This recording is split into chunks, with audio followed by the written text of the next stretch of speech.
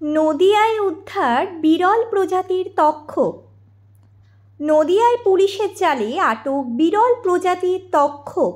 সূত্রের খবর, এদিন নদিয়ার হরিণঘাটা থানার পুলিশ গোপন সূত্রে খবর পেয়ে হরিণঘাটা থানার বামুনপাড়া এলাকায় হানা দিয়ে উদ্ধার করে এই তক্ষককে।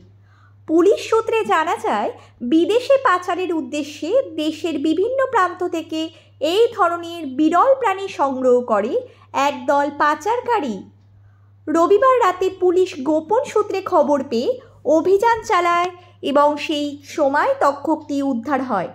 তক্ষক সহ এক ব্যক্তিকে গ্রেফতার করা হয়। আজ তাকে কল্যাণী মহকুমা আদালতে তোলা হয়।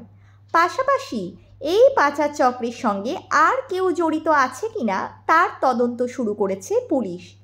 উদ্ধার হওয়া তক্ষকটি বন দপ্তরের হাতে তুলে দেওয়া হবে বলে পুলিশ সূত্রের খবর।